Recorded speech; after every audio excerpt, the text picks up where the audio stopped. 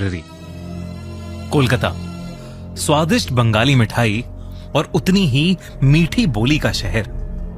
वैसे तो कलकत्ता कई चीजों के लिए मशहूर है, पर वहां एक ऐसी जगह है जिसको इंडिया की सबसे हॉन्टेड जगहों में से एक माना जाता है, कोलकाता की नेशनल लाइब्रेरी। ये इंडिया की सबसे बड़ी पब्लिक लाइब्रेरी है और इस लाइब्रेरी के अंदर ऐसी एंशिएंट और रेयर बुक्स का भंडार है जो शायद कहीं और नहीं मिलेंगी। इसीलिए ये लाइब्रेरी स्टूडेंट्स के बीच बहुत फेमस है। पर किताबों के अलावा यहाँ कुछ और भी है, कुछ ऐसा जो शायद हमारी इंसानी दुनिया के परे है। कुछ साल पहले इस लाइब्रेरी में एक नया सिक्योरिटी गार्ड पोस्ट हुआ था, वीर बहादुर। वीर पहले भी कई जगहों पर नाइट सिक्योरिटी गार्ड की तरह नौकरी कर चुका था और इसलिए उसे रात की शिफ्ट के लिए नौकरी पर रखा गया था। अक्सर इस लाइब्रेरी की रात की ड्यूटी करने से लोग कतराते थे, क्योंकि लाइब्रेरी के हॉन्टेड होने के कई किस्से लोगों ने सुने हुए थे।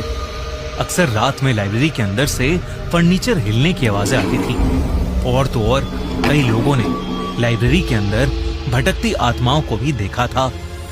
पर वीर को भूत प्रेत में कोई विश्वास नहीं था, क्योंकि नेशनल लाइब्रेरी बहुत बड़ी थी, इसलिए नाइट ड्यूटी पर अक्सर 2 गार्ड्स होते थे। वीर को वेस्टर्न लॉन की देखभाल के लिए अपॉइंट किया गया था।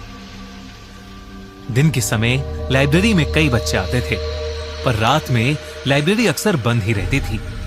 उसे बस ये ध्यान रखना था कि कोई लाइब्रेरी में रात में ना घुस आए और बुक्स चोरी करके ना ले जाए। पहली कुछ रातें वीर के लिए बिल्कुल आराम से बीती, लेकिन फिर अमावस्या की एक रात आई। वीर रोज गार्ड रूम में बैठा रेडियो सुनता रहता था, लेकिन उस रात रेडियो फ्रीक्वेंसी पकड़ ही नहीं रहा था। गार्ड रूम के बाहर दूर दूर तक बहुत अंधेरा था। वीर रेडियो के सिग्नल की खोज में गार्ड रूम से लॉन में चलने लगा, पर रेडियो की चरचराहट के अलावा कोई आवाज ही नहीं आ रही थी। बस बीच बीच में ऐसा लग रहा था कि मानो कोई कुछ बात कर रहा हो। फिर कुछ देर बाद एकदम से रेडियो से चरचराहट की आवाज आनी बंद हो गई। तभी अचानक से रेडियो में आवाज आई, टुनाइट इज माय नाइट। ऐसा लग रहा था कि कोई अंग्रेज ऑफिसर गुस्से से बोल रहा है कि आज रात वो किसी को नहीं छोड़ेगा। वो आवाज सुनते ही वीर के हाथों से रेडियो गिर गया। वो पहली बार था जब वीर को घबराहट महसूस हुई। इससे पहले कि वो रेडियो नीचे से उठाता और कुछ समझ पाता, उसे लाइब्रेरी के अंदर से बहुत तेज धमधम की आवाज सुनाई दी, जैसे